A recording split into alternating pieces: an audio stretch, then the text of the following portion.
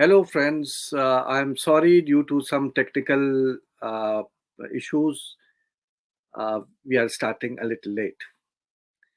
But still, welcome to yet another episode. Uh, uh, Aligarh Society of History and Archaeology and Ganga Jamna welcomes you back to our lecture series. Today, we bring before you a lecture which goes on to introduce you all to the Dutch sources for the study of medieval Indian history. As you know that in the past few weeks, we have been dealing with sources for the study of medieval India. And we have dealt with a number of individual sources as well as lectures how to deal with the source material for understanding the past. We would be having a few lectures on sources like the Dutch, the Portuguese, the regional sources, Rajasthani, Marathi, etc., etc. So today in that series, we have a lecture on the Dutch sources. The Dutch East India Company, or as you call it, VOC in Dutch, was established sometime in 1602, and it has left behind a large number of records at the National Archives, which is known as the National Archives at The Hague, which are in the form of letters written from India to the company headquarters, diaries, Dāgh-registers of Batavia, mostly compiled or written between 1624 to 72, and all type of other documents. Some legal, some related with the trade, some with diplomacy, so on and so forth. The information in these rich Dutch records, the information, the light on which is thrown in these Dutch records, is not only on trade and commerce, the commodities and taxes, but also much information on Mughal society and culture. Now, today, to talk on these today, we have Professor Ishrat Alam, who wears a number of hats. He is the chairman of the Department of History, AMU, the coordinator of the Center for Advanced Study, the coordinator of Musa Dakri Museum, as well as the provost of a very historic hall of residence at AMU, which is known as SS Hall North. Previously, he held some other very prestigious positions. For example, for 3 years, he was the Secretary, Indian History Congress, which is the largest body of professional historians in India.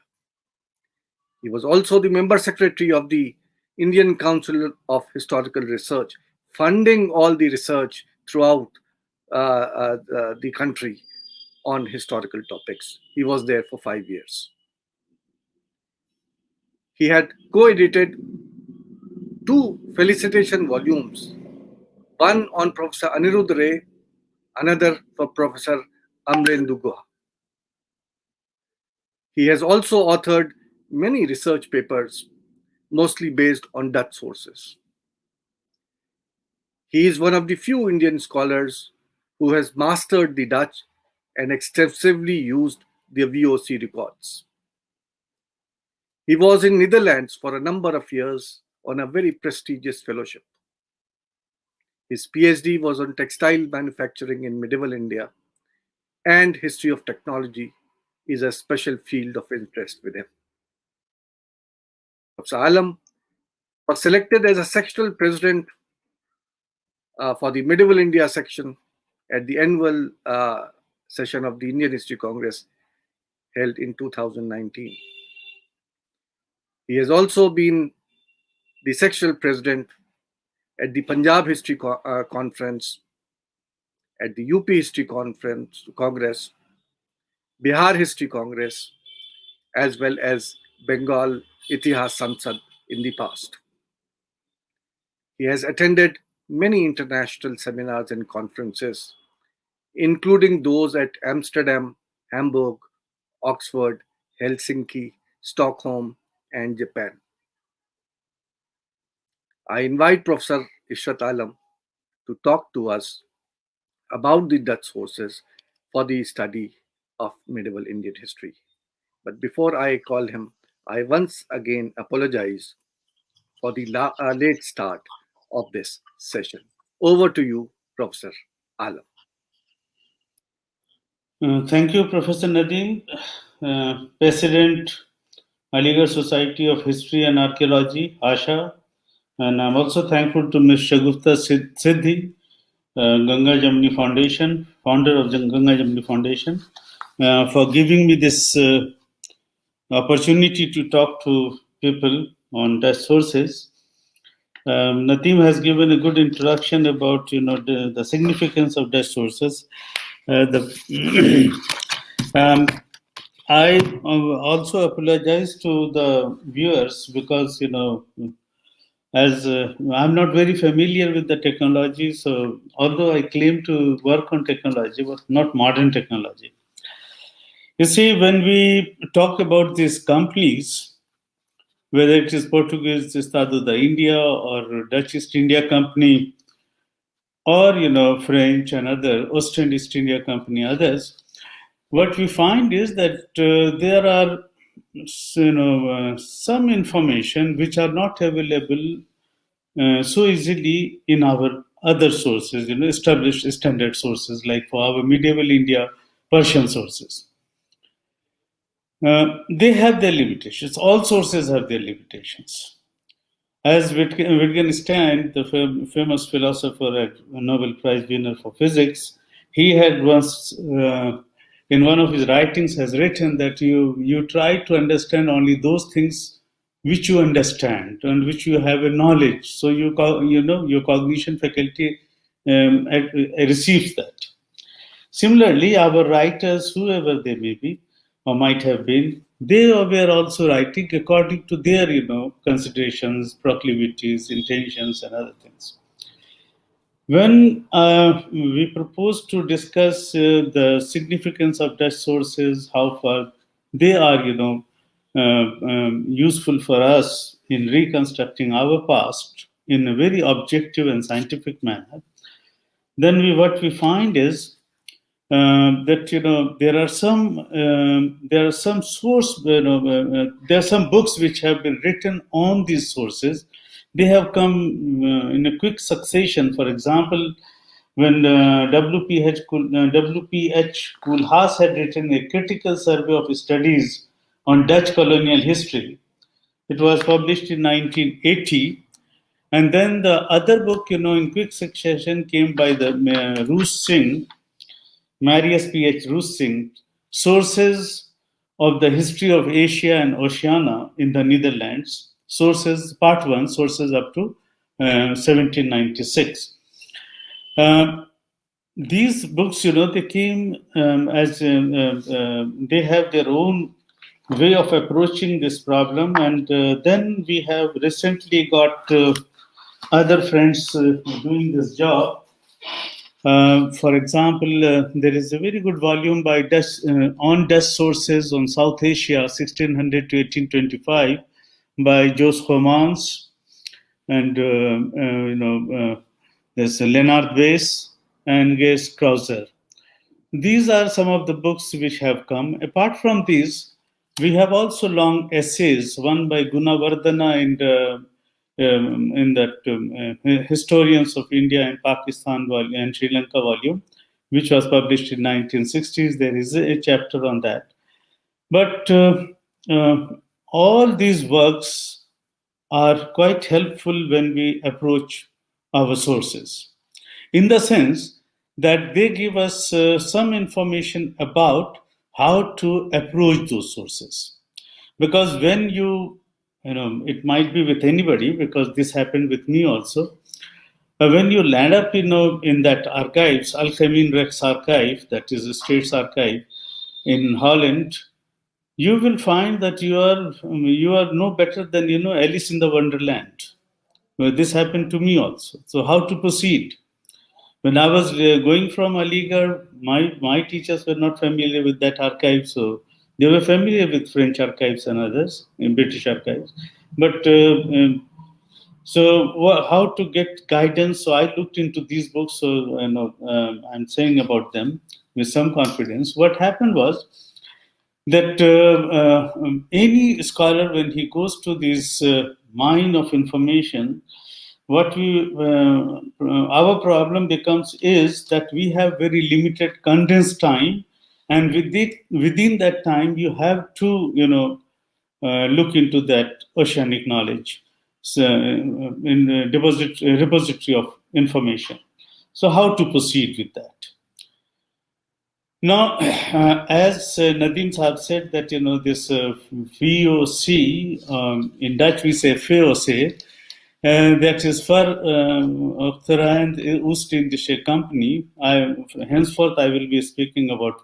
Shall be referring to VOC or VOC, either of these two. So please try to understand by that I am referring to Dutch East India Company. The problem with the Dutch East India Company sources is that that is, can be said that it is embarrassment of riches. There are so many things to read there, and so less time. So we will have to proceed according to the sections of that archives. First section, if you approach that, that will be comprising of States General and the departments of the central government. That is the archives of the Stadhat holder and the Colonial Archives up to 1796. This archives has the documents from different colonies. Here, this collection is the richest collection, so therefore we'll have to go into that. You can't escape that. And later on, I will give you the structure, what kind of, which sources are there.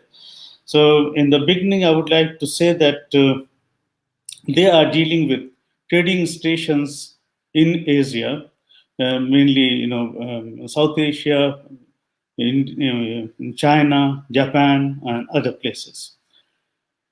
Some of the archives are yet to be transferred. I don't know. This was the position in 1986 when I was working there. The archives, archival material from Indonesia was awaiting its arrival into Netherlands. But now the things have been made easier by the Dutch archives, by the Rex archive, in the sense that they have been uploading their records on their web page, and they have covered a lot. They are still covering it, but they are available to us. The question arises: when was this archives in Horen created? And if you see that, according to in terms of their language, they say that Dutch archival material will run into something around 1 running kilometer. They have this measurement, standard measurement, according to which they say.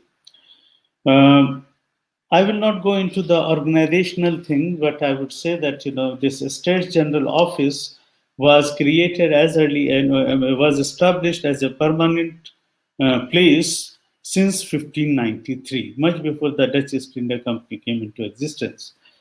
On 20th March 1602, this charter was granted, and this was revised from time to time. Since I can't go into the details of those things. But to cut the story short, I would say that the first set of documents, which other historians, they have their own way of approaching. To me, the first source of information and most primary source of information.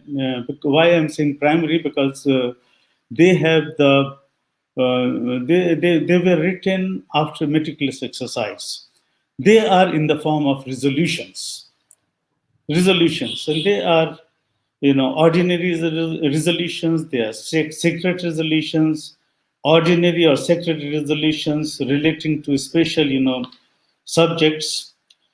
Both these ordinary and secret resolutions, they fall into the series of drafts and fair copies. These are the resolutions where we find, very, very dependable material. And they, from 1670 onwards, they have published, these resolutions are published also, and they have a structure. um, Data about Asia is in the series called East India Company, inventory number 3723 to folio number 177 to 201. Similarly, there are others, secret resolutions are arranged like that. Then there is another series which, which are known as annexes to the resolutions. These are called Lawsen. Lawsen means bundles. Bundles of documents which have been, put together and dumped somewhere. But now they are not dumped. You can't say dumped. They have been, and properly, proper inventories have been prepared. So they would contain reports from Dutch representatives in foreign countries. Number one. Number two, in this category of annexes to resolutions is minutes, journals, and reports concerning various material, defenses, military operations in the East and West Indies also. Then third category, the fourth category is of minutes and reports concerning management of the VOC by the central management. And third is miscellaneous series of letters received and dispatched from, various quarters. And in this, another, after resolutions and these, there is another series which is called Locket CAS. Locket CAS. CAS means chest or cupboard. So in these cupboards, they are identified like this. You will find that there are, various informations relating to legal proceedings. So I will call it A. B deals with documents of admiralty. C will deal with East India Company. D deals with various countries like Germany. E deals with England, and F deals with Portugal. So you can very easily sift the material when you are approaching your own country. The fifth series in this series is called Secret CAS. As I said, CAS means chest. So now this has secret documents. They deal with, various kinds of very, very confidential materials regarding operations of the company, how they are dealing with, this also deals with diplomatics, how they are dealing with Germany on the one hand, Spain, England, and the other. So, these are the problems which we face there. Now, when we enter into this source, then there is one, rubric which is known as companies of Amsterdam. These are the companies which are predecessors of the Dutch East India Company. They came before the Dutch East India Company. And that is why they are three in number. One is called the companies of Amsterdam. These were, separate companies, small companies. Then second was the companies of, companies for distant countries. They are known as D company Furre companies. Then the third is called Old East India Company, which was established in 1598, and the first United East India Company of the East, which we know as VOC or FOC. And then third is the New Barabantine Company, which was founded in 1599. Then second category of the records is the companies of the East Indies of Middelburg, which was a very important, city which was contributing next to Amsterdam, four numbers of members of the directors. Then there were various cities had their own companies, like we had East India Company of Delft Archive. Then these are also known as Foher companies, early companies. When I started my research, I started with these sources because Dutch East India Company, of course, they have now Mrs. Melink Rudolphs had organized it in a very good manner. There are 1,700 inventories which she prepared single-handedly. Some help was given by her husband, but until and unless you see the records of the Foher company, I think it will be little awkward that you start touching the sources of Dutch East India Company. Why I'm saying this? Because these four companies will give us an idea how these companies were sending their voyages to various places. Of course, they were concerned with the spices, namely, and textiles from India. So they were sending their companies to various places, and what kind of problems that they were facing. One big problem which they were facing was of the finances. Therefore, when they approached, they had discussions together, and then they thought of joining their hands, joining their companies, and which ultimately led to the foundation of the Dutch East India Company. It is one of the earliest, stock exchange, company based on a stock exchange, because now the common people, the people of Holland, they were given right to, they had the privilege to purchase the shares of the company. This is how they started pooling together the dispersed finances which were there in the country in plenty, because in the 17th century, Dutch was the, Amsterdam was the finance capital of the world, so they were getting money from there. Amsterdam, by virtue of controlling the largest fund, being the largest contributor to the joint stock company, Dutch East India Company, they were having 8 representatives out of 17. So there were total 17. So Zealand is another province which was added later on, not early, in 1630s or so. So the moment Zealand became one of the supporters of this company or joined this company, they started sending 4 members. So rest of the 4 provinces, they were sending 1 member each, and Zealand was sending 4. Along with that, it had the discretion of sending 1 more, which made it 17. This is at the top of the pyramid. They were the people who were considered as, they were called Heeren 17, which literally would mean, in translation, would mean gentlemen 17. Now, these gentlemen 17, they were controlling the central management of the company.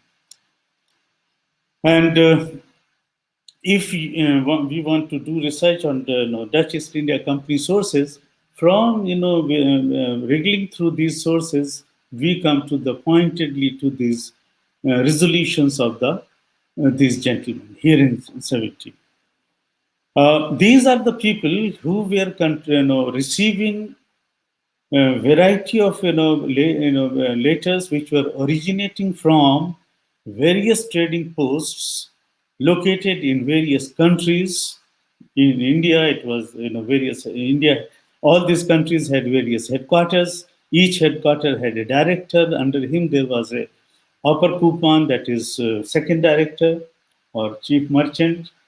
They were writing about what situation they are facing there, and that is why this source becomes very important. They have been classified as overgekomen brieven and papieren, that is, letters and papers received. Earlier, they were known as Colonial Archive, KA. So if you go to the National Archives of India, you will find the inventory numbers are numbered like this, KA. But now K is obsolete. It is out-fashioned because they have transformed it into VOC archive. So now they say VOC for as inventory number. So we'll have, whenever you give KA, if you read the writings of our old historians, our historians, their earlier writings like, Om Prakash Sahab or Sushil Chaudhary, late Professor Sushil Chaudhary, you will find they are referring to KA. Those KA documents you won't be locating easily because you'll have to give the corresponding figure which is in the VOC, which is the latest. So this overgekomen briefen, and I shall be concentrating on that. They are important in the sense that they comprise of, as I said, that this is in the formation of a pyramid. So they are dealing with the information gathering at the base level. The common, the merchants, so the merchants means the employees of the company who are going as far as, in UP, as far as Gazipur, Banaras, and other places to look for the textiles. They are interacting with the weavers, and then they are writing to their directors at the headquarters, who were at Surat. Similarly, in South India, it was at Masulipatnam. So they were all these people from Pulicat and other places, Golapuram and others, they would be writing to the headquarters that is located in Masulipatnam. So they will be writing to their directors. So this is how you will see that this information is gathered, it is sorted, and then sent to the director. Now, in the next step, the director himself, a director had a council, brief council. He would collect this material. Sometimes they would say, I have found many times that they have sent all the material in the form of appendix, but sometimes they give a summary of that. And these summaries are then forwarded to Batavia, that is modern Jakarta, which was Kuhn had established that as a center of center in the East Indies. From there, every action was was directed. There was located what we know as Director General. He had a council of 9 members. These director generals, then they would be sifting material from these massive collection of materials, and then after sifting that material, whatever they felt that it is important for further forwarding it, they would forward it to the director to the, as I said, the central management here in 17. This so this is very elaborate on the one hand. These are very detailed, and these are very, very informative. If you, suppose, you don't have an access to all this information, but as this was a story of the year, now since you have this information, all these records available on the website, what a historian finds, problematic is that how to corroborate the information which has been collected at the grassroots level and the information which has ultimately reached the headquarters in Holland. How is there any link between the two? So you will have to see, frequently you will have to cross-check. Because sometimes they say that, so many ships, 13, 14, 25 ships, they have been laden with this much of cargo. The cargo figures are given in these letters. Then what is very interesting is that, in these cargo inventories, you will find, what I have found is that you will find the structuring and then prioritization of the commodities. For a very long time, you will find indigo will be the first commodity. That indigo would be holding the first position among all the commodities, which would be gradually after 20s, when it has stabilized in India after 1623. Then you will find that they are replaced by textiles. After 1630s, if you go on reading these inventories, which are available in these records, what we find is, again, there is a change in the structure of the inventory. They are again, prioritized in a different manner. Now you will find the details of the textiles, for example, with the most commodity which is most in demand, that will be having details of which cloths were being sent, varieties of cloths. Whether it is, then there are another category, silk textiles, raw silk, silk textiles, and then cotton textiles and their varieties, Guineas cloths and others, they will be coming at the end, Selas and Salampuris. So there again, you are finding that this information is, there is an improvisation of that information which they have collected.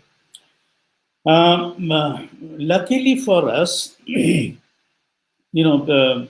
Kulhas has edited, which has been followed by others. Fanpur has also edited, and then some of the volumes are coming in the series. These are known as Generale Missifen, that is general orders, general letters. These general letters, as I said, are, again, these are the summaries which have been published by, but the merit of the publication lies in the fact that Kulhas has done a very, very laborious job, in the sense that some of the passage which he thought, editor has this preference, so which he thought that it is not very important for understanding the trade history or other things, he has abbreviated that. He has made a summary. So you will find that these are frequently interspersed summary plus the text. And texts are very, very accurate. Why I am saying accurate? Because if you read those handwritings of varieties of people who were the original writers, they have different styles of writing. Modern Dutch scholars, they find it very difficult to decipher some of them. They find it very difficult to decipher them. Then there are certain symbols. For example, there is one symbol which has a circle. 10, then circle. Now you try to understand, what do you mean by this circle? First, I also grappled with this problem. Then I inquired from my seniors, and they told me that this represents thousands. These kind of problems will come. But what is very interesting, and why I'm saying this, is that Generale Missiven is published. Of course, our libraries in India don't have that, but they are published and they are available. One can purchase them. They are expensive. But if you want to approach Indian history through Dutch sources, these are the most handy things. These are readily available to us. That is why I'm saying. They will give you an idea that what are the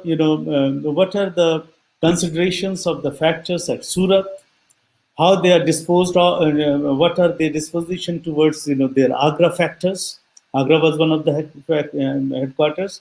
From Agra, they had another headquarters in the interior, which was Lucknow. They call it Lucknow. The term is Lucknow in the 17th century. So, and there you will find that they are looking for indigo, they are looking for textiles, they are looking for saltpeter, and they are going to different places. To my utter surprise, in one of the references I found, there is a village in the vicinity of Aligarh called, now I don't know if it is a village or a small township, Cherat.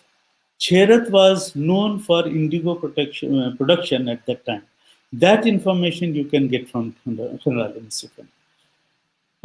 Then another kind of information which we get is, as Nadeem Saab was saying, that we also get information which are, I think, incidental or incidental. They are referring to various political developments also. Luckily for us, the editor Kulhas has retained some of the detailed, things, especially, when we deal with the War of Succession events. which army is moving, what are their considerations, what kind of controversies emerging, what are the bazaar gossips which are happening, what they are hearing and they are reporting. These are the grassroots reporters who are and they have found at the at the Batavia level they found that these governor generals, they also found them to be interesting. So they forwarded it to the headquarters located in Amsterdam.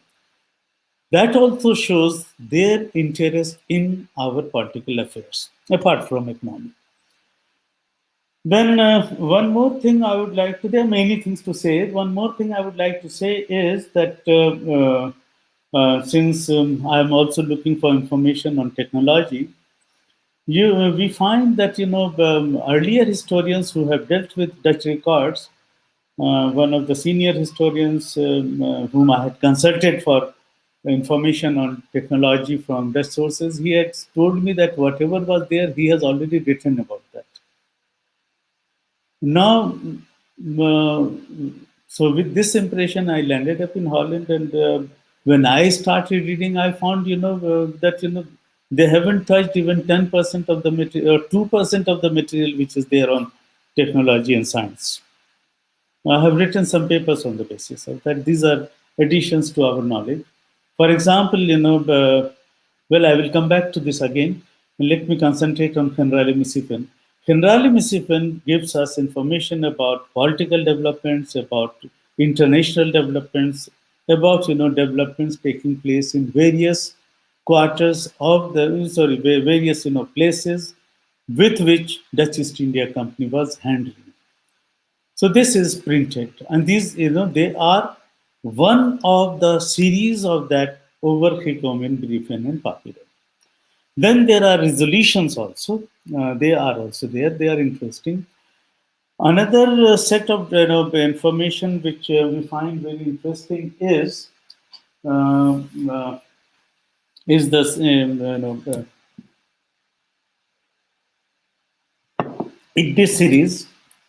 We also find very interesting information about till how long which headquarter was overseeing or supervising the work of which part of India. For example, let us take the example of Bengal.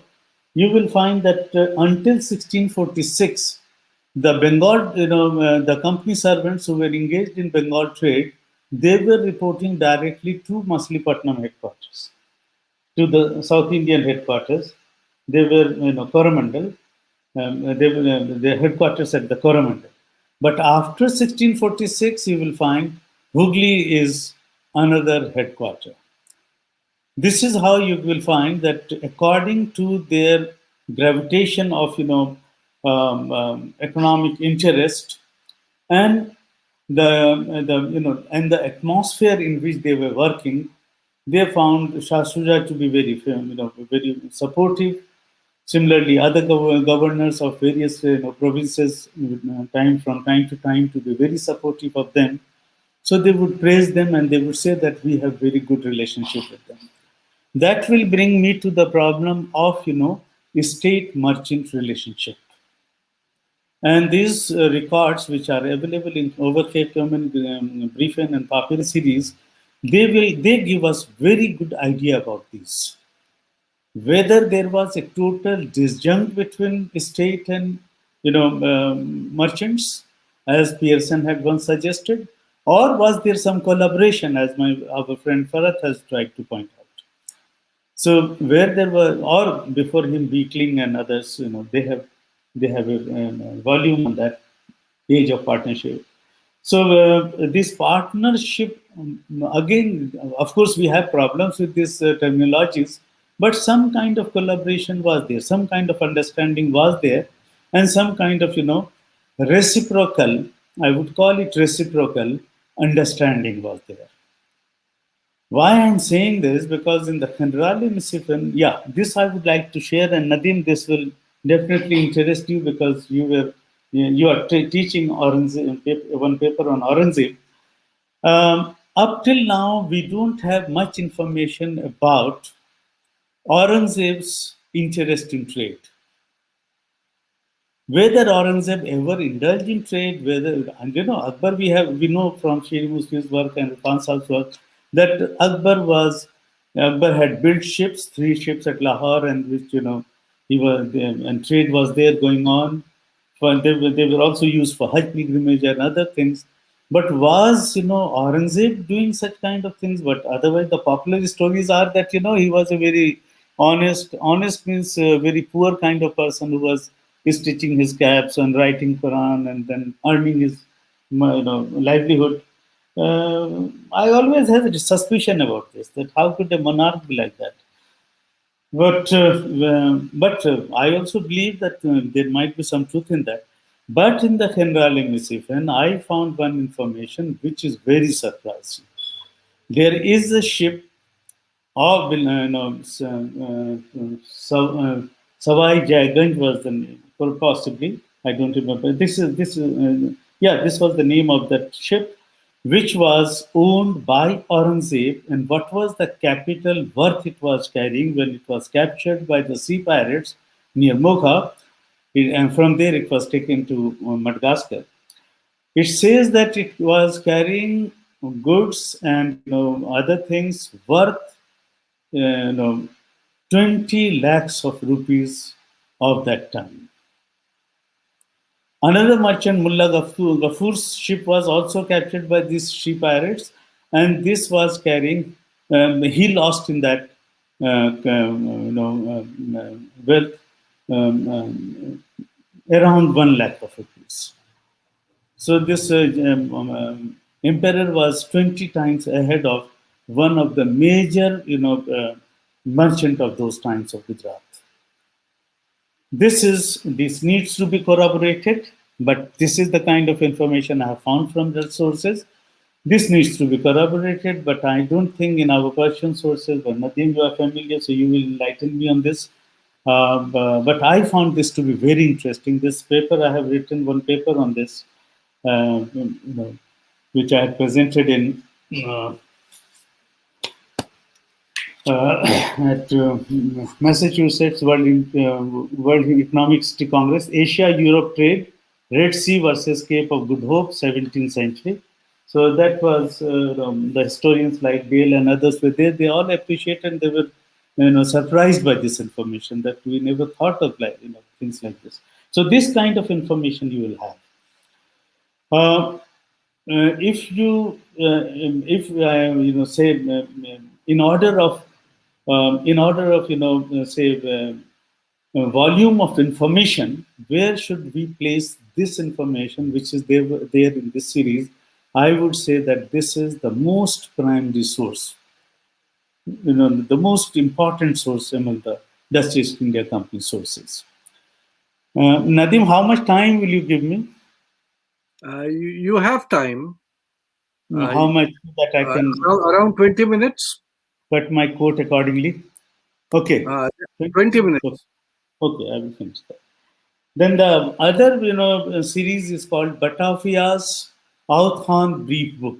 That is Batavia's Outgain Letter Books. These are letters written from Batavia to various Asian factories in response to what Dutch East India Company at their headquarters in Holland they wanted from them, and what they had what information they had collected from various, as I said, grassroots merchants who are located in various parts of their operations in India, China, Japan, etc. So there are two-pronged correspondence. This is also important. When I was saying that we'll have to corroborate, we can corroborate overgekomen brief and papieren information from this set of series. This is also quite quite large. I could not consult all, but I have consulted from 1621 to 1720 records. They are voluminous. Then there is a resolution from Governor General and Raden, that is resolutions of the Governor General and Council. They have these resolutions. You will find they are they are divided um, according to the name of the countries. Not countries, sorry, according to the name of their headquarters. From Surat, you have to do this. From Bengal, you have to acquire this. From, this other, Coromandel coast, you are supposed to do this. All letters they have arranged dealing with one particular region. And they have been nicely arranged in the National Rex Archive. So they are also very helpful in that. This is one series. Then there is one called Copy Book von Briefen, Instructions and Andre Papren von the 17 and the Kammer Amsterdam and the Regeringen von Indi and the Cart. Translation would be copy book of letters, instructions and other papers sent by the Governor General, sent by the Heeren 17, that is Gentleman 17, and the Amsterdam Chamber to the various governments in the Indies and the Cape. These are, they are also important in the sense that they contain letters from various directors. Then there is one other source which is known as, I will give you the English translation, resolutions adopted at the ordinary and extraordinary meetings of the Gentleman 17. Then there are many others. There is one important source which I had consulted, called General Account of the Goods Sold, Outstanding Debts of the Company, and Unsold Goods in the various chambers for which they were brought. These are very good for constructing price history. I could find that in one at times the Indian textiles were giving 700 times profit. Raw silk from Bengal was dominating like anything.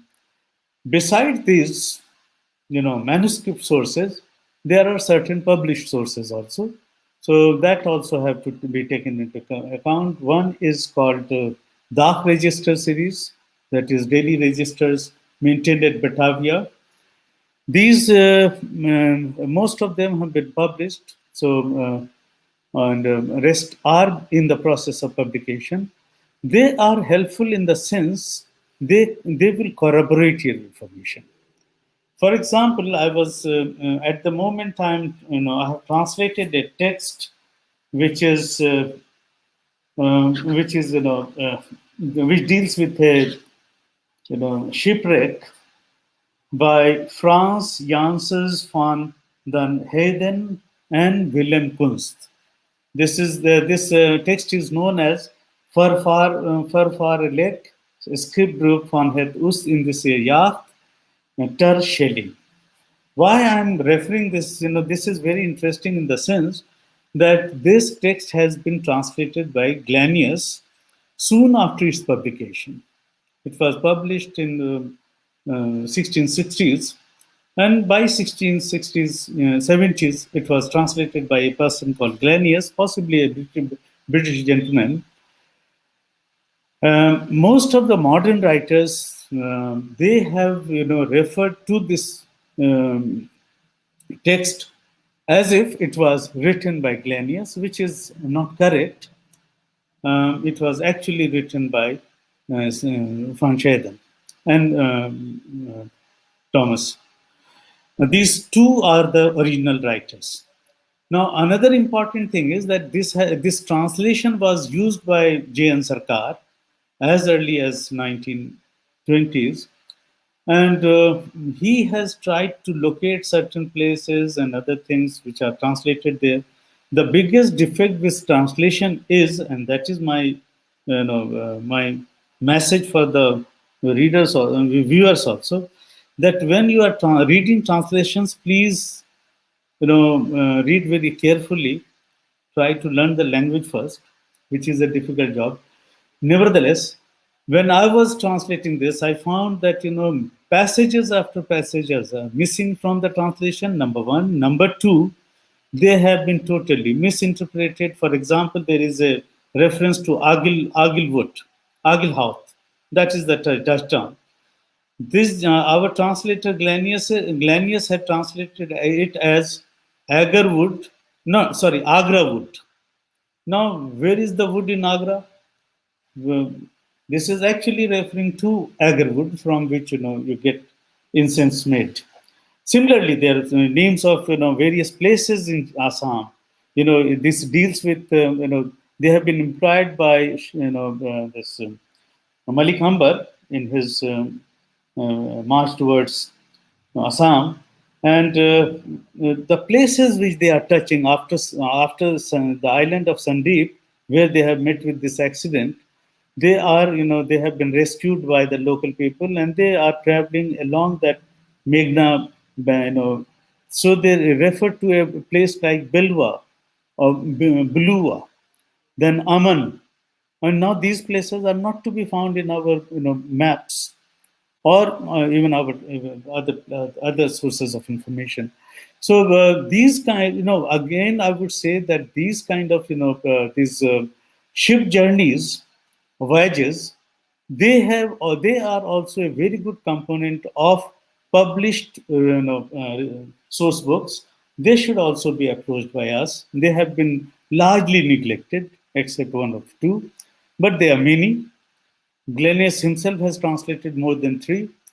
So there are plenty of them. So they are there. Then for Coromandel, we have very good account given by Philip Baldios, which has been also translated. Then Farnes Horten is there. And these are important because when I was writing a paper on smallpox, in which I and them both were there in a seminar organized by Indian History Congress, there you will find that there is a detailed information about local people's approach towards this disease. They were just simply not believing in superstition; they were challenging superstition. The common people were questioning that if the Brahmins are so superior, then why are the people who are treating this disease, if they are superior to the common people, then why they are being afflicted by this disease then? So there is a kind of the rationality which is developing, which you can find in these sources only. Then there is another Dutch source called written by Daniel Haffart. He was a physician actually, but he worked as a cashier. Sometimes he worked as an accountant also, bookkeeper also.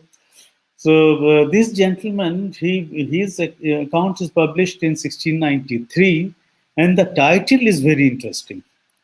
We are still grappling with the problem of decline of Mughal Empire. There are so many debates on this.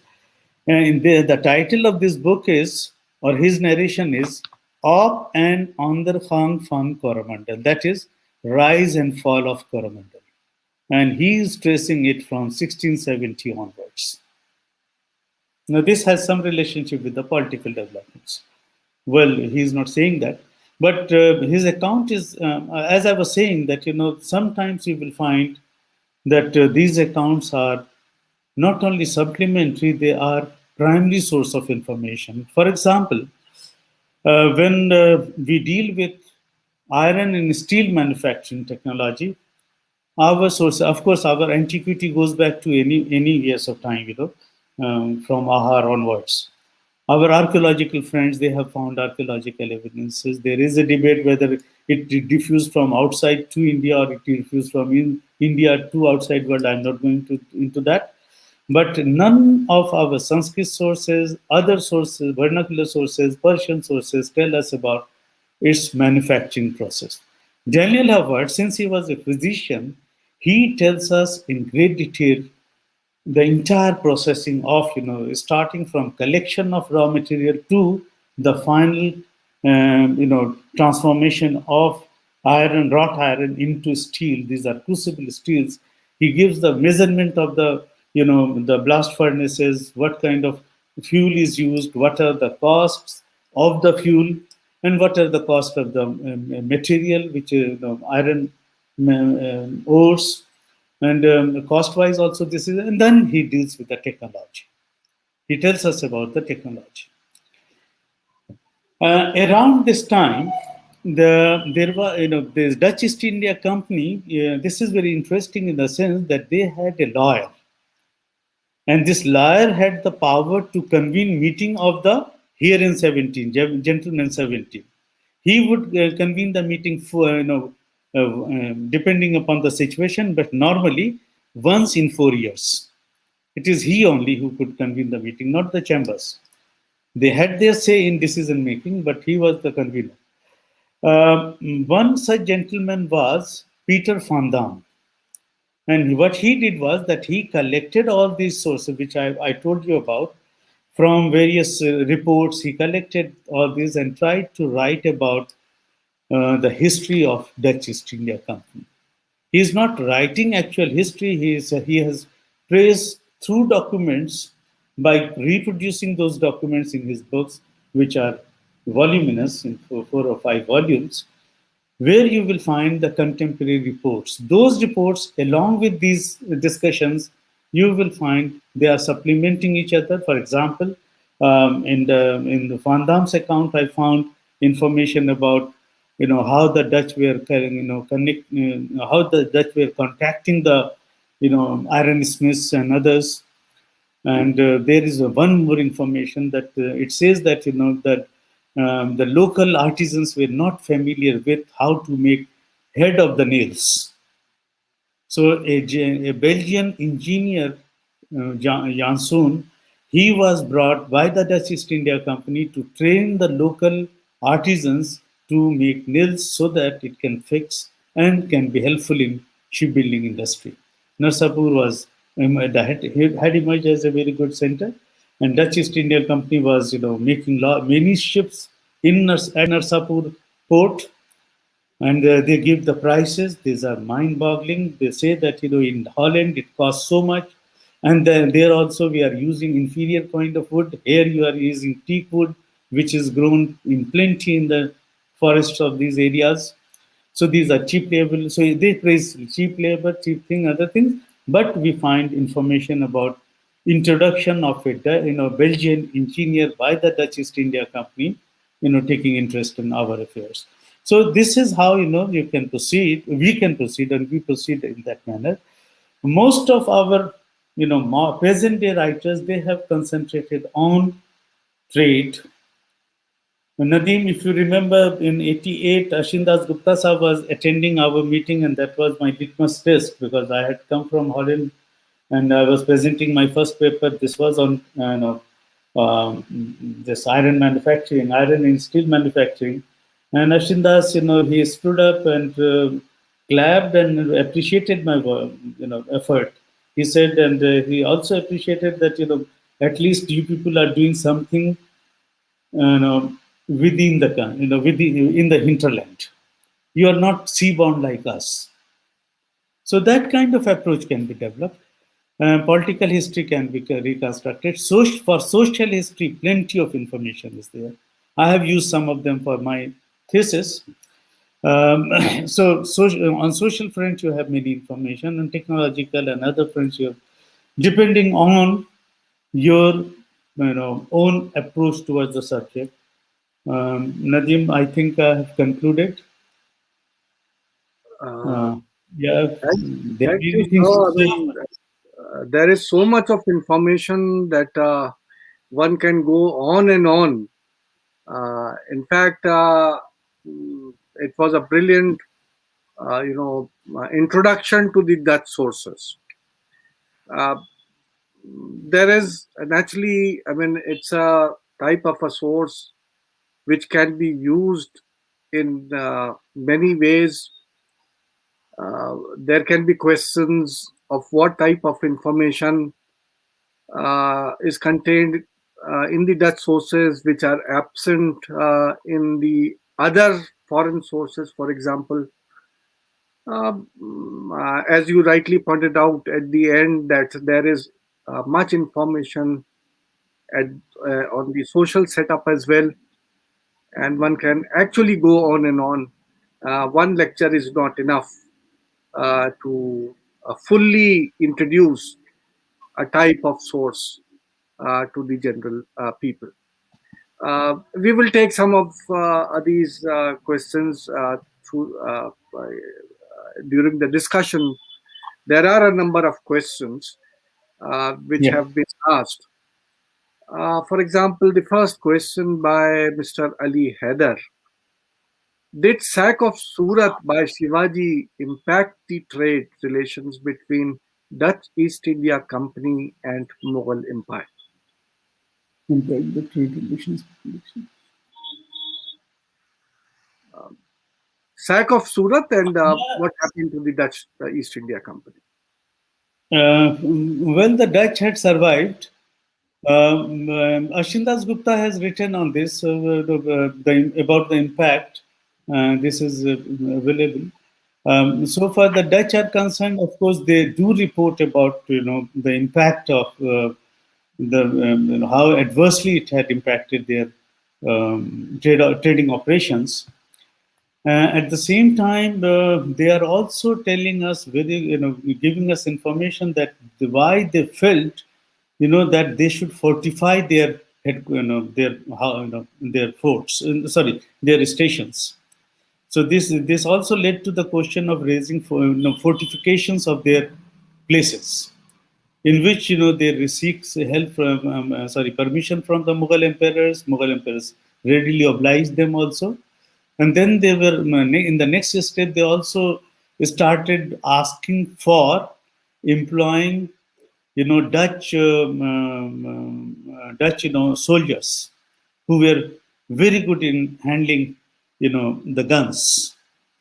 This is one of the impacts, I would say, because Ashinda has not touched this point, because this led to the realization on the part of the Mughal emperors that they started, for example, Aurangzeb, he started engaging Dutch. They started demanding, and various nobles also started demanding from the Dutch that they should supply Dutch soldiers to them, or Dutch guns to them, because these were very good, very fine guns. They were iron guns, so much better than copper guns, which were being used by our people.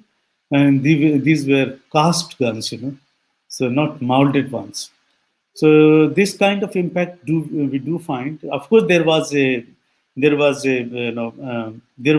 disturbance for some time, but they recovered from that, and after Shivaji withdrew, again the things came back to normalcy.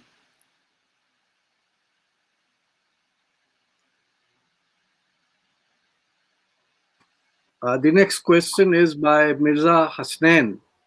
Yeah. Dutch artist Rembrandt made several miniatures of Mughal emperors despite never visiting India.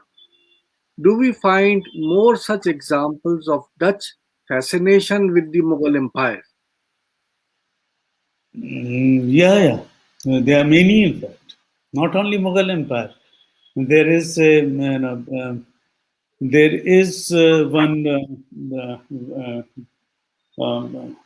I will give you the title of that book, which was written by Van Steen, who has written Van Steenwijk, Thomas Kuli Khan, that is about Nadir Ali Shah. And you will be surprised to know that it is almost contemporary. The title of the book is Farhal, that is story, Vacancy in Fall, that is about the invasion of the Persian king, Persian Shah Nadir. Um, Others call him Anders, Thomas Goli Khan. G is pronounced He, so Khan. So Thomas Goli Khan in the Mughals wreck, and this were wrecks in the years during the years 1738 and 1739. Fanzen Khedrak in of the Star, that is about his behavior in the capital city of Delhi, together with his journey back to Persia. This book was published from Amsterdam in 1740, and which has raised a debate, whether Van Steenbeck was trying to. This is a novel in which he has tried to put Nadir Shah's thing invasion, and this gentleman was based in Hooghly. So whatever he heard, he saw, or whatever, he is a contemporary witness. On the basis of this, gathering of information or information he gathered, he has, created a novel as early as 1740, possibly the earliest novel in our country. So that is there. Then there is Hafner is there, late 18th, 19th century. Hafner's account. It's a voluminous thing. I have that. So Hafner's account is there. Similarly, there is another novel. I'm not remember. I'm forgetting the name of the writer. That is also very interesting because it deals with a Dutch factor getting involved with a girl in Coromandel, located in Tamil Nadu. They develop an affair. They get married, and they have their offsprings also. And he writes about that. Ultimately, they separated, but that kind of novel is there. So there are many others, who have never visited. And it's good that, Mirza Hasnan, this is good that they have never visited. Look at Rembrandt's paintings. I have seen all of them. And they are not exactly copy of, they are, I would say from Mughal painters' angle that they are very poor copies, very poor imitations. But nevertheless, a painter of such a fine, accomplishment is getting attracted by Mughal painters. So that shows, respect for the Mughal painters or the interest in the Mughal painters' art of painting. That is there. Similarly, there are many others who never visited. For that matter, Max Muller never visited India, but he is the one who has translated so many books, around 34 books or something like that. Massive amount of books, Sanskrit books into. Exactly, He wrote exactly. about he wrote about Banaras without visiting Banaras, and and that is so accurate. If you go with his accounts, you will find those locations to be nearly accurate. So they are many. They developed interest in Indian things. Yeah, I Uh, forgot to tell you about one thing. This Hortus malabaricus. This is the most encyclopedic knowledge about botanical part of Malabar. The trees, plants, herbs, grasses, medicinal plants, and other things. They have been written about. Yeah. Next question is maybe you have the next question. Yeah. Ali Kazim. Well, Dr. Ali Kazim has, as usual, a number of questions to ask you. Apart from the newly discovered route rounding Cape of Good Hope, do we have references of Dutch merchants also taking the old route through Mediterranean, Suez, Gulf of Aden, and then to the Arabian Sea? I would advise Malik Azam to read my paper, which I quoted during my discussion about Asia-Europe trade. There, I have tried to say that this caravan trade, which is known as caravan trade, land route trade, where Dutch East India Company officials and the merchants, they were also traveling along with this route. And they were trying to find that whether it is cheaper way of collecting goods from Persia and taking it to Europe, or should we continue to be depending on Cape of Good Hope route. And their finding is they don't write, but continuity of that continuity of their presence in that route suggests that they did not they did not neglect it. Number one. Number two, earlier, Stensgaard had given this theory, but now he has also, withdrawn it. Stensgaard's the theory that, Karwan route had suffered because of the Cape of Good Hope route and because of the development in shipping technology and other things. Uh, Now we realize in my paper also, in Stensgaard, then Van Santen, all these things, all these works have tried to, they have found that this route was, and Professor Shiri Musli, I must say that, because she has looked at the mints of located in these routes and their outputs. So these all suggest that this land route continued to flourish, and you asked rightly, the Dutch East India Company servants also were, especially the private merchants of Dutch origin, of origin of European origin, they were taking that route. You read my paper, cousin. The Don't answer another question. uh, let's have the next question. Yeah. Sagnik Sarkar. How did the Dutch decisive defeat in the Battle of Chinsura 1759 impact the Anglo-Dutch relations in India? Do we find any other attempt by the Dutch post-Chinsura to meddle in local power politics? Power politics. Yeah. You see, the the problem is that by 1750s or 1740s, I would say, Dutch were um facing some internal problem. Dutch East India Company, it was facing internal problem in the sense of generation of funds. Because by the turn of the 17th century, by the turn, beginning of the 18th century, Amsterdam was no more the finance capital of the world. The Bank of Holland had the wealth from there. The Jewish merchants, they had shifted to England, so Bank of England was created. So the money which was available in raising funds within the country, that had shrunk. Number one. Number two, by this time, since after 60s or 1757, when the Britishers had established a very strong foothold in Bengal, and they were proceeding further. By 1765, they got this Diwani rights, which provided them a unique way or method of investment, as R. Siddharth has pointed out. What we find is the Dutch East India Company is not finding itself well equipped to compete with these territorial, acquisitions of English East India Company. So, this is the second reason. Third reason is by this time they are concentrating on East Indies. They are concentrating on the Indonesia. They acquired it as a territory. They had emerged as a, they have subjugated it as a colony. Then they are, getting silver and gold mostly from China and Japan.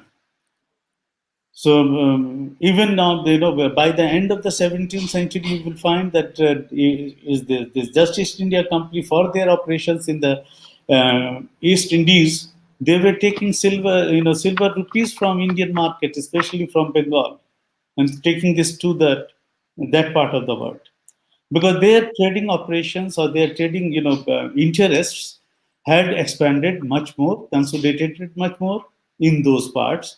So apart from that, they lost this Chinsora, they started losing many others till 1825. Somehow they continued to have some foothold somewhere, but they were no more a major player in the or stakeholder in the Indo-European trade. They shifted their attention toward the Southeast Asia. Can we have the question of Hasnain Aziz? Mr. Hasnain Aziz asks, as Dutch colonial empire also controlled Indonesia, do we find any Mughal source written by Dutch East India Company? And is there any contemporary book written on Mughal India, just like Manucci and Barnier wrote? Wow, we have the best account is by the Pelsart. Pelsart has written a chronicle of Mughal emperors. The title of the book I can give you, Chronic. This is published by Brill, edited by, this is available in the, as I was saying, loose documents of the Amsterdam Chamber. There it is located. A description of the reigns of the kings of Hindustan, Humayun, Akbar, and Jahangir. Remonstrantly, we all know, but this is a political account which he has given. This is a very good source of information for political developments. Once I tried to compare that, from where Pelsart could collect this information about Mughal emperors. I consulted Persian sources. I could find, that he was consulting some Persian sources which were there available. But I could not succeed in making an elaborate study. But much before Bernier, you have this account written as early as 1626. Besides this, there is an account by J.J. Ketelaar. He was an ambassador of the Dutch East India Company who had come to have he was sent as an ambassador by the Dutch Council at Batavia to meet the Mughal emperor and seek his permission for, facilitating Dutch trade in India. They were facing some problems, so his account is there. That also gives a very wide account very comprehensive account about how the Mughal emperors are dealing with their local subjects and how they are dealing with the foreign people, how they are busy in constructing and other things. How that accounts also give you about the Julia, the lady after whose name this church is there in Juliana. Juliana was actually the Julian. She was a Portuguese lady, and she was engaged by the Mughal emperor to take care of the household. This kind of information is there. And as I was saying, in the Overgekomen Briefen and Papieren, you have plenty of information on politics or rulers and others. Besides that, we have other accounts also. There is one account which was written when Shah Jahan was sick and he had come to India. And the route they are giving from Ujjain, how they were coming towards Gwalior and from Gwalior to Agra. And in the route, they are telling us that various kinds of peasant uprisings are taking place. And these they give the name of the castes of those peasants. That is another very interesting thing. So they are, they're much before Bernier and others.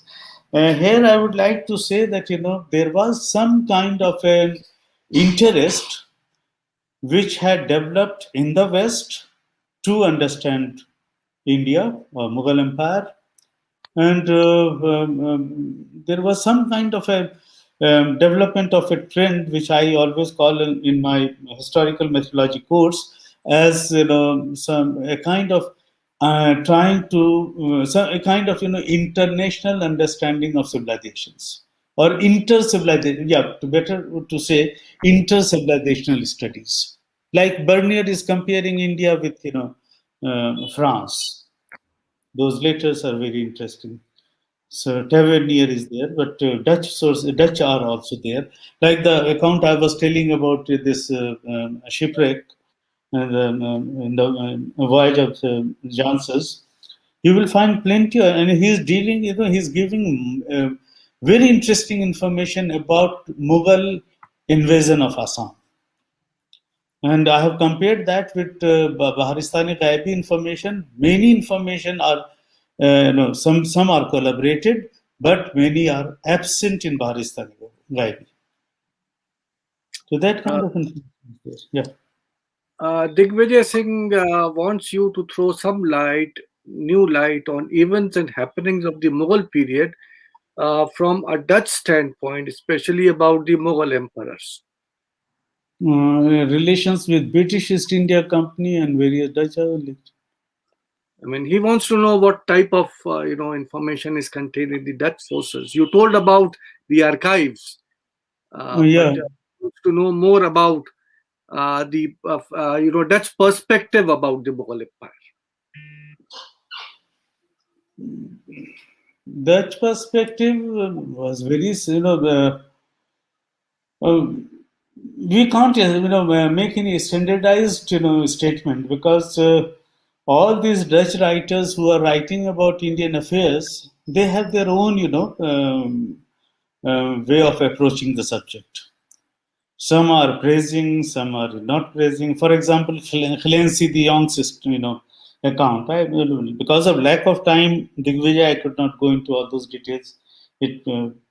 How could I, confine this massive archives running into 1 kilometer in 1 hour's lecture? It was just like, taking round of the globe in 24 hours. No, not 4 hours, or in 1 hour. That was not possible. But to your question, I would say that there are various Dutch records. Normally, the Dutch East India Company servants are well received by the Mughal emperors. They were the first who got Farman to reduce the custom from 5% to 2.5%. British English East India Company got it later. They were the first. But at the same time, at Surat, you will find they had different kinds of relationships. There is a ebb and flow between the two, Dutch East India Company and Mughal administrators located at Surat. Each governor had a different kind of, response. Some Mughal governors were very, very patronizing. The others were equally hostile. Then they were at the same time, they were very friendly with the English East India Company and not with the Dutch East India Company. So those, you can't say one standard. One standard argument which we could, suggest on the basis of our, study of these Dutch records is that there was no, disconnect between the Mughal emperors and these companies. Right, sir. I would take two questions together. One is by Javed Ahmad Bhatt. That is, how useful are the Dutch sources for studying the Indo-Iran trade relations? And along with that, before you start answering that, I would also refer to the question of Mirza Hasnain, which he writes, how was the trade going on between Dutch Indonesia and Mughal India? This is slightly the different question. First, I will respond to the first question regarding Indo-Iran trade. What was his name? Javed. Yes, Javed. Javed, I would advise you to read, Rudy Matthew's works. There is an article by Om Prakash also on Indo-Iranian trade based on the Dutch sources. There is one article by me also, but I haven't published, so I won't recommend that. Rudy Methi has done a lot of work on that. He is dealing on the basis of Dutch sources, a combination of Dutch and Persian sources. He has tried to let us know that what was the kind of relationship between Indo-Iran trade relations. That you can find there. Secondly, once the Portuguese were ousted by the Dutch from Hormuz, what we find is that this is reported in the Dutch East India Company reports, again from the major one which I had informed you. They are telling us that the Arab conquerors, how they are troubling the Persian emperors or Persian Empire. They are invading, and the major fight was for getting hold of the monopoly of sugar trade and sugar and silk trade. They were the major components, and they were getting in. They wanted to get hold of that, control that trade. With that paper I haven't published, so I won't recommend that. But plenty of information is there, and this is, as I was saying, this is available in the Generale Missiven, that is published records. You just go into that index, you will find it. The second question was about Indonesian and Indo-Iran trade. I have replied. Indonesian and Mughal Empire trade. Well, Dutch East India Company was, was not directly linking, I would say, Indonesia with India or Mughal Empire. There was nothing like that. They were only, confined to carrying Indian commodities like textiles to Java and other places. By 1690s, we have very definite reports, and I have written on that how sugar cane cultivation was propagated in Java, introduced in Java. Of course, sugarcane cultivation was also introduced into West Indies from India, along with the technology. But sugarcane, one thing. Then this gentleman, what is his name? And there is I'm forgetting his name. He's a good friend. He has worked on Java, recent work. So you will find that in those islands, they are taking Indian commodities, not only Indian commodities, even the Indian artisans are being taken to those places. For example, nowadays you have this Sri Lankan Tamil problem. In the 17th century, there was massive immigration from Coromandel coast, and these were taken in the form of slaves, in the form of free citizens, free people by the Dutch East India Company. They were planted at Jaffna and other places for various purposes, for the textile industry. For they were very good divers of in seeking pearls. So in the Pearl Coast near Tuticorin, they were taking people from there to those places. They were experts, so they were taken there. So there was large scale, this kind of migration is taking place between India, and those islands. There is no direct information about how many people went to Indonesia, but to Batavia, definitely people went. They were engaged. Professor Ishrat Alam Saab, there are other questions as well, but I would ask the organizers to refrain from putting them up because we have had enough time, 1.5 hours, and I have one question of mine to ask Professor Ishrat Alam. Professor, I mean, it was a very interesting lecture. My interest is that, the English factors, the travelers, give us very juicy stories. In fact, not only English, but the Italians and others who came to India visited the court of the Mughals, and they started giving us juicy stories. For example, as all of us know, that the whole legend of Anarkali was a construct of these foreign travelers, or for that Yeah, matter, the various romantic escapades of Jahanara Begum yeah. were also given by these European travelers, and so on and so forth. So, are there any, I mean, juicy bits of informations contained in the Dutch records as well? Because I have not come against any of them. Are there any? Yeah, yeah, we have like the source I have just told you that about the shipwreck.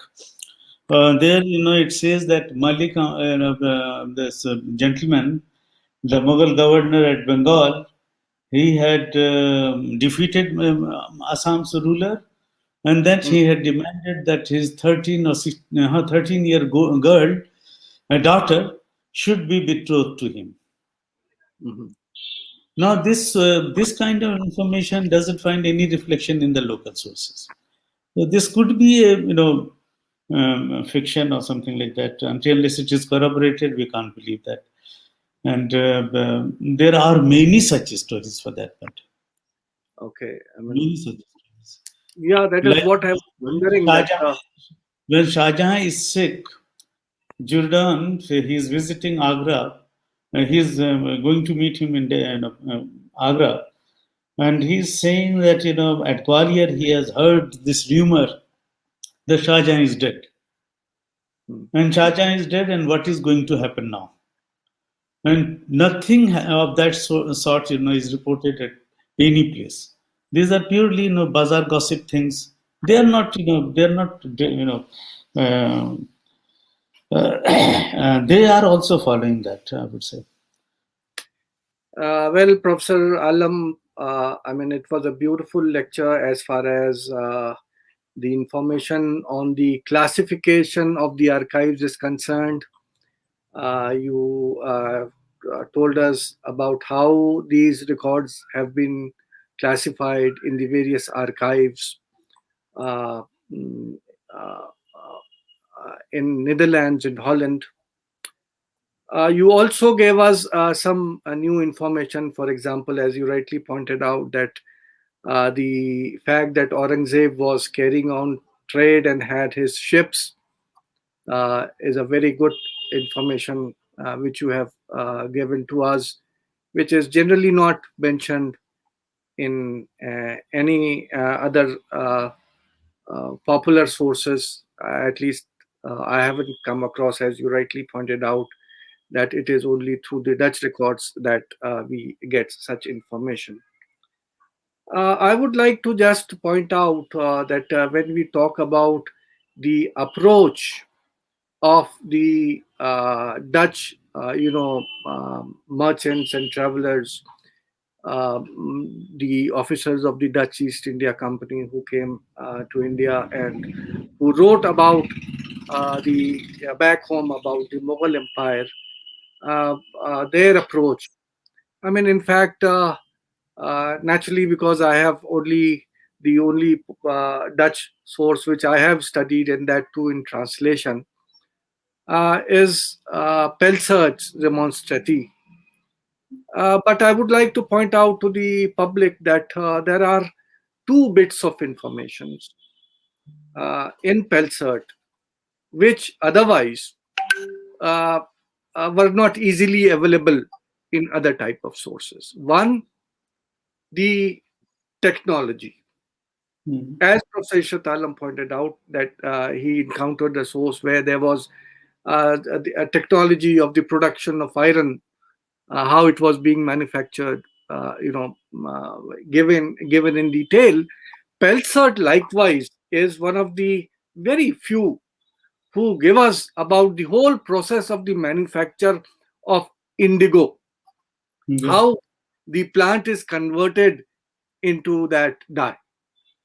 Uh, it's a detailed description, uh, but for Pelsert, probably Yeah. we would have never come to know how the manufacture was taking place. His account is so detailed that when we were carrying out, surveys of the indigo vats, initially it was carried out by Professor Iqtidar Alam Khan at Bayana, and later on he initiated a survey at Jalali. Unfortunately, because he could not complete the work at Jalali, quite later on, after he had retired, I took up the work, and with his help, I also wrote an article which has been published on the indigo manufacture. And I must say that the type of information which is contained in that thin remonstrati, which is actually very thin, but the type of information which is available there could help Iqtidar Alam Khan and could help me in identifying the Mughal vats and differentiating them from the vats of the later period. So, very detailed information. So, I would say that as far as the information contained in the Dutch records is concerned, I would find that this discussion on the manufacturing of a number of things. Ishrat Alam Saab gave example of iron. I am talking about indigo. Professor Ishrat Alam has also written a paper on the indigo, of how it was being manufactured from the Dutch records. So I think that is one of the aspects which differentiates the Dutch records as far as I am concerned. Secondly, that very small booklet, Pelsert, and Professor Ishrat Alam, I am really sorry that I am only talking about Pelsert because that is the only Dutch source which I have studied in translation. And in that, another paragraph which is extremely important for us to understand the Mughal society. And that is the point where Pelsert starts the discussion about the city of Agra. And he mentions there that in the Mughal cities, now he doesn't confine himself only to Agra, he also includes the other places where he had visited. And I mean, think that even Fatehpur Sikri, because it was at Fatehpur Sikri that he was carrying out the commercial activity from. He was visiting, Fatehpur Sikri, where indigo cultivation was taking place during the period of Jahangir. So he says that in these Mughal cities, there is a mixed type of habitation. The houses of the poor are along with the houses of the rich. He also points out that the Hindus reside with the Muslims. It's all mixed.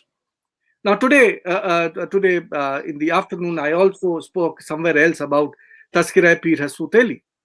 Now in Tazkira Pir Hasuteli, Surat Singh at one place points out that I bought a house for rupees 700 in such and such locality of the city of Lahore. He's not talking about Fatehpur Sikri or Agra, which Pelsert is speaking, but he's just giving information in two lines, which corroborates what Pelsert is talking about. He mentions that he bought the house, it's a respectable locality, and then he goes on to discuss who else are his neighbors. And from those two lines, we come to know the authenticity of what Pelsert was talking about, Agra and Sikri, and that in typical Mughal towns, unlike what is happening today, there were no Muslim mahallas or Hindu mahallas or mahallas of the rich or the mahallas of the poor, but there was intermingling of population.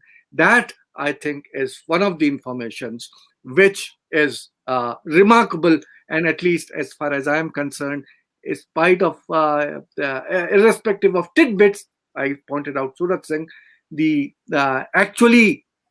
statement that what is happening is given by a Dutch source and not by any Persian source or not by any other a source which I have seen. Maybe there is some information in other sources also, but I have not actually come across. But I would also like to support what Professor Ishrat Alam said as far as translations are concerned. I kept on talking about Pelsert, but as I said that I read Pelsert only in translation.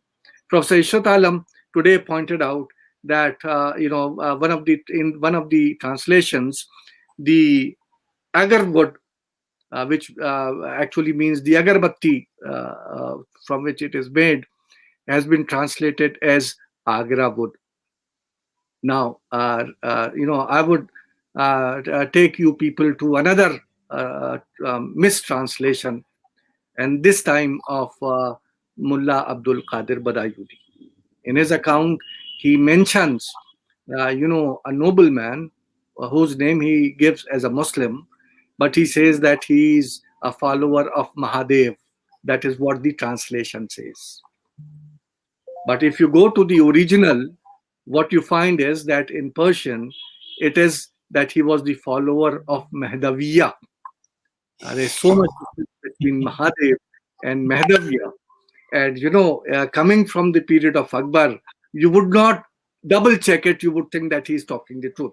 The fact is that it is the translator who is misleading us through such type of information. Another example of this, and with that I will close, is that there is a very important book known as Tarikh Kandhari or Tarikh Akbari of Arif Kandhari.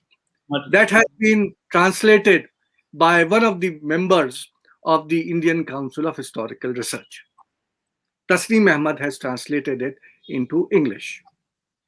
And when I was going to write something on the, whether Akbar knew how to read and write, and I was, looking through the sources, there is a passage which is given in the original where Arif Kandhari, in fact, cites a number of five or six verses which he says were composed by Akbar. Tasneem Ahmad just misses out the full page. He never refers to that. So had I been consulting only the translation, then I would have never been able to get the fact that Akbar was also a versifier. Although Arif Kandhari not only said that Akbar was a versifier, but also gave particular verses which he had been said by by Akbar himself. So I am just reiterating what Professor Ishrat Alam tried to point out, that we as students of history should not only pay attention to our sources. Only Persian is not the source for the medieval period. We have had lectures by people like Audrey Truschke and others who told us about the Sanskrit sources. We had lectures which talked about the various other, dialects and indigenous sources apart from Persian and the foreign sources which we should consult. And then today we came to know that even these foreign travelers should never be, shrugged off. And there is a strong need, a very strong need for our students to visit these archives. Today, Professor Ishrat Alam introduced you. Yes, he did not go into much detail about the type of information which is contained there. He didn't go into the details of that, but he did go into the details of what you are going to encounter if you go to Holland, if you go to the Dutch archives, and how to look at it, how to start doing research with the help of Dutch sources. I am really very, very thankful to Professor Ishrat Alam for such an introduction. I know that 1 hour is not enough for him to complete. I am also aware that Professor Ishrat Alam is a very busy man. I am really thankful to you that you took out time to speak to us. Now, before we end this session, there is just one or two announcements which I would make before we actually end the program. And the first is that, in fact, day after tomorrow, that is on 28th February, we are going to have Professor Venkat Subramaniam, who would be speaking on formation of a regional tradition, the case of Tamil music. We have had 2 lectures on music already, but so far we have been neglecting the South. So we have Venkat. He's graciously agreed, and on Sunday we would be having him at the usual time, 7 p.m. in the evening. The second announcement is that now, as the weather is changing, and we have a number of speakers who have to connect from the other part of the world, 7 o'clock is very early for them, because now with the change of the weather, they are facing some problems. And in fact, we are also facing the problem, because as soon as it starts getting a little dark, and we have yet to finish our works and we have to sit for these lectures. So we have decided that from the March, that is after Venkat's lecture, the next lectures, we will be shifting our time slab from 7 p.m. onwards to 8 p.m. onwards. I hope this would not be any trouble for you. Thank you, Professor Ishrat Alam, once again, and a very good night to you. Very good night to you. Thank you.